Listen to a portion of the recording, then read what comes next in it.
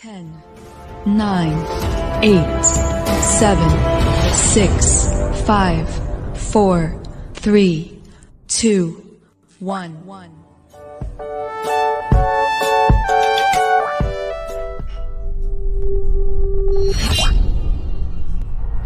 Assalamualaikum warahmatullahi wabarakatuh. Selamat datang kembali pada channel YouTube Firman Sasanusi, dan tentunya pada pembelajaran sejarah peminatan kelas 11 IPS.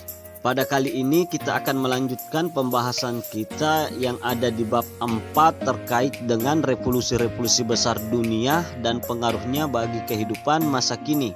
Adapun judul materi yang akan kita bahas kali ini yakni tentang revolusi Prancis. Nah, baik, langsung saja kita membahas tentang revolusi Prancis. Namun sebelum itu kita harus terlebih dahulu mengetahui tentang negara Prancis itu sendiri. Negara Republik Prancis atau biasa disebut Prancis, adapun dari bahasa Prancisnya yakni République Française, merupakan sebuah negara yang teritori metropolitannya terletak di Eropa Barat dan juga memiliki berbagai pulau dan teritori seberang laut yang terletak di benua lain. Orang Prancis sering menyebut Prancis metropolitan sebagai Le Hexagon karena bentuk geometris teritorinya. Prancis adalah sebuah republik kesatuan semi presidensial. Ideologi utama tercantum dalam Deklarasi Hak Asasi Manusia dan Warga Negara. Nah, mungkin kalian pernah dengar kata liberté, égalité, fraternité.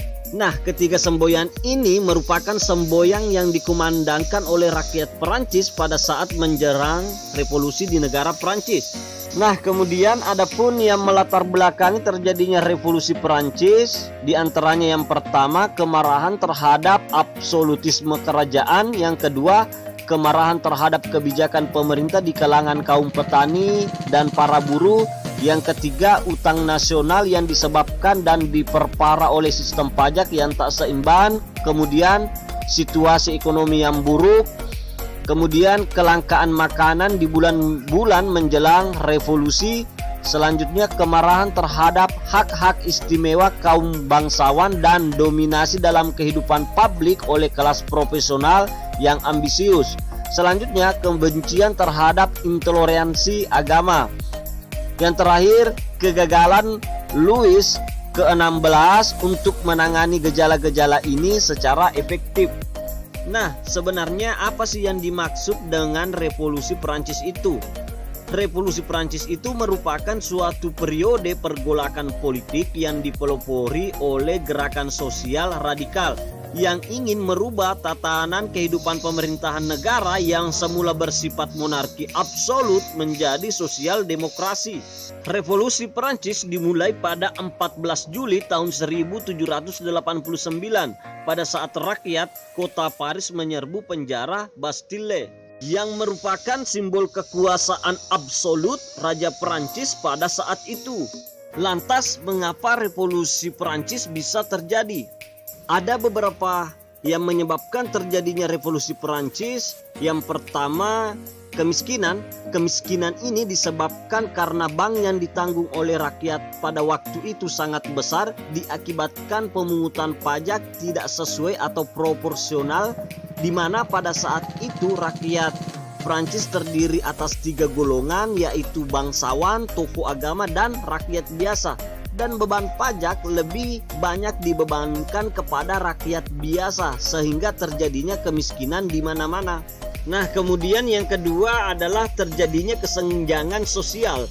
Kesenjangan sosial mengakibatkan tidak meratanya perekonomian di negara Perancis pada masa pemerintahan Raja Louis ke-16 dan memuncaknya kebencian terhadap golongan bangsawan akibat perbedaan kelas sosial yang begitu tinggi, yang menyebabkan revolusi Prancis menjadi ajang balas dendam pada saat itu. Kemudian yang ketiga, kepemimpinan Raja Louis ke-16 tidak cakap dan cenderung pelin-pelan, tidak bisa mengambil keputusan, sehingga terjadi kemeluk di tengah-tengah kehidupan masyarakat, di mana raja tidak mampu meredakan ketegangan yang terjadi antara golongan bangsawan, pemuka agama maupun rakyat yang ada di bawah kekuasaannya.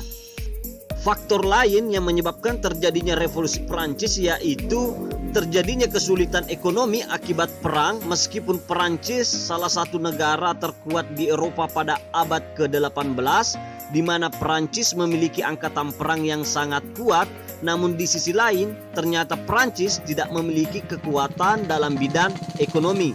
Akibat perang yang terlalu banyak dan keterlibatan Prancis dalam berbagai perang, salah satunya adalah Perang Amerika. Meskipun Prancis pada saat itu berhasil membawa kemerdekaan bagi Amerika, namun perang tersebut meninggalkan hutan yang begitu banyak bagi Prancis. Selain itu, berkembangnya afklarung di Eropa dan sentimen-sentimen radikal terhadap kekuasaan raja yang absolut menjadi pemicu terjadinya revolusi Prancis. Selanjutnya, awal tumbuh dan berkembangnya semangat revolusi. Diawali tumbuhnya semangat revolusi ini karena adanya kekuasaan raja yang absolut. Di antaranya, kekuasaan raja tidak boleh ditentang. Kemudian, raja memiliki wewenang penuh atas hukum dan pemerintahan. Hal ini menyebabkan raja menjadi semena-mena dan melakukan tindakan sesuka hatinya. Sistem pemerintahan absolut ini sudah dimulai sebenarnya sebelum masa pemerintahan Louis ke-16, yaitu pada masa pemerintahan Raja Louis ke-14 yang memerintah di antara pada masa tahun 1643 sampai 1715. Negara Prancis berada di bawah kekuasaan yang sangat absolut. Bahkan Raja Louis ke-14 memerintah sampai 72 tahun. Salah satu semboyan yang sering diucapkan oleh Raja Louis ke-14 adalah L'État est moi, yang artinya saya adalah negara atau negara adalah saya. Dan ini menunjukkan bahwa raja benar-benar di atas segalanya. Selain itu, masalah diskriminasi sosial yang juga memicu terjadinya revolusi Prancis, di mana pada saat itu membagi masyarakat Prancis menjadi 3 golongan. Yang pertama golongan agama yang terdiri para pendeta, kemudian golongan bangsawan yang terdiri para raja dan para keluarga raja, kemudian golongan yang ketiga rakyat biasa yang terdiri dari golongan borjuis dan rakyat jelata. Penggolongan masyarakat menjadi 3 golongan tersebut tidak lain adalah untuk mengamankan kekuasaan raja dan menempatkan raja pada posisi yang tertinggi. Sementara rakyat jelata dan kaum borjuis berada di kalangan yang paling bawah dan mendapat bagian terkecil dalam penguasaan tanah. Meskipun demikian, rakyat tetap menanggung pajak yang paling besar dari semua golongan. Dan hal ini menyebabkan kecemburuan sosial yang kemudian memicu terjadinya revolusi Prancis. Selanjutnya, jalannya revolusi Prancis.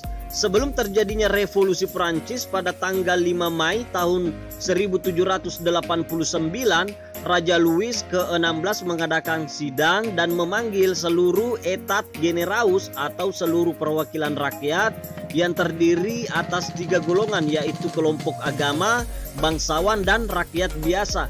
Akan tetapi, sidang ini tidak berjalan dengan baik karena tidak ada keputusan yang berhasil dicetuskan dalam sidang tersebut. Sehingga État Généraux pada tanggal 5 Mei tahun 1789 dianggap gagal. Kemudian dilanjutkan dengan pembentukan Dewan Nasional atau Assemblée Nationale pada tanggal 14 Juni tahun 1789.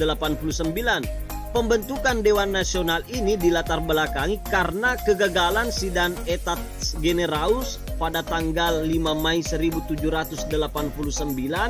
Maka golongan ketiga yaitu rakyat biasa menginisiasi untuk diadakannya kembali sidang untuk menentukan arah konstitusi Perancis yang pada saat itu sedang kacau balau.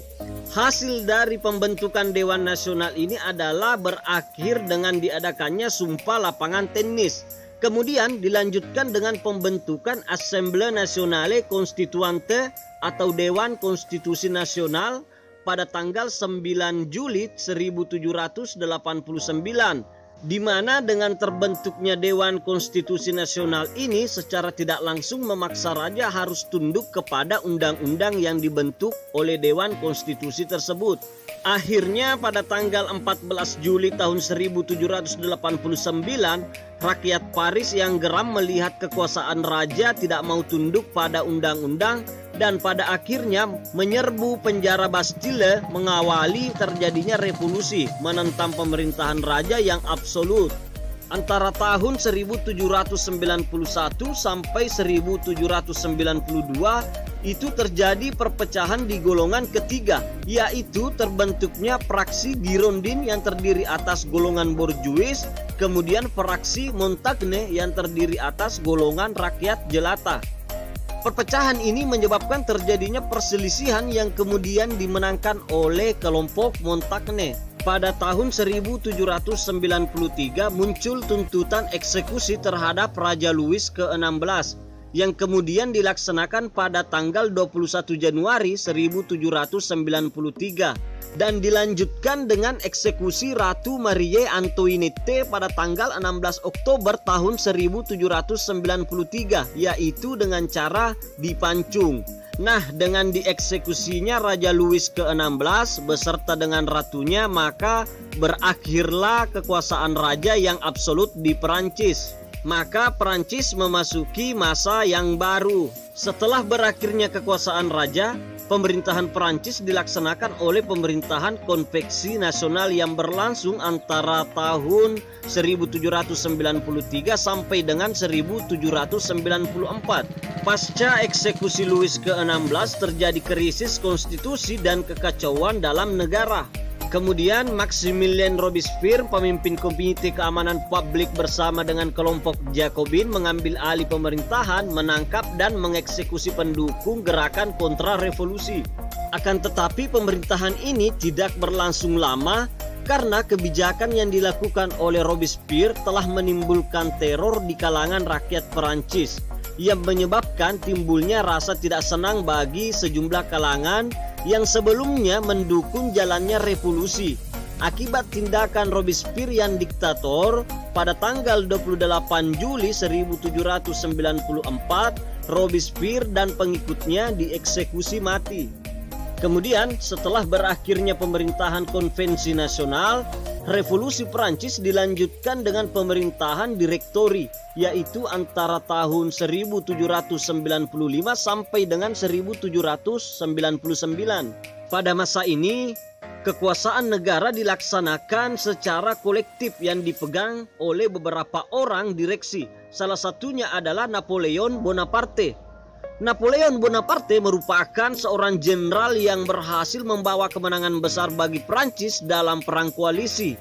Napoleon Bonaparte kemudian menganggap bahwasanya pemerintahan direktori ini tidak berjalan efektif.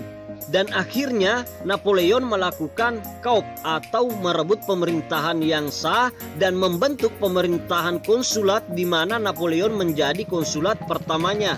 Pada tahun 1804 Napoleon berkuasa dan mengangkat dirinya menjadi Kaisar Prancis yang pertama. Dengan diangkatnya Napoleon sebagai Kaisar Prancis, maka revolusi Prancis yang semulanya mengubah Prancis dari monarki absolut menjadi republik berubah menjadi kekaisaran yang bersifat absolut.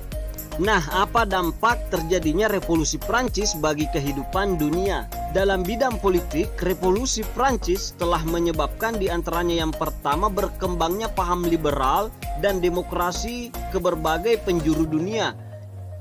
Yang kedua, mengilhami terjadinya revolusi di berbagai negara seperti Rusia, Cina, dan Jerman untuk meruntuhkan kekuasaan monarki yang absolut.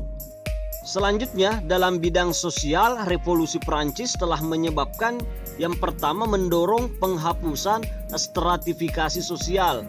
Kemudian yang kedua, menjunjung tinggi hak kebebasan, persamaan, dan kesetaraan dalam kehidupan bernegara. Selanjutnya dalam bidang ekonomi, Prancis telah menyebabkan bahwa revolusi Prancis menjadi catatan khusus bagi setiap negara maupun kerajaan yang ada pada dunia saat itu.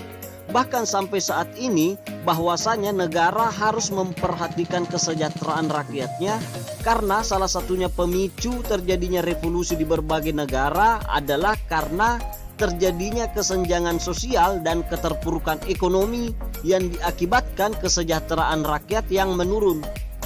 Nah baik, itulah pembahasan kita di bab 2 tentang revolusi-revolusi besar dunia dan pengaruhnya bagi kehidupan masa kini. Adapun judul pembelajaran kita terkait dengan revolusi Perancis. Cukup sekian, tetap semangat dan selalu mengikuti protokol kesehatan COVID-19 dan salam sejarah.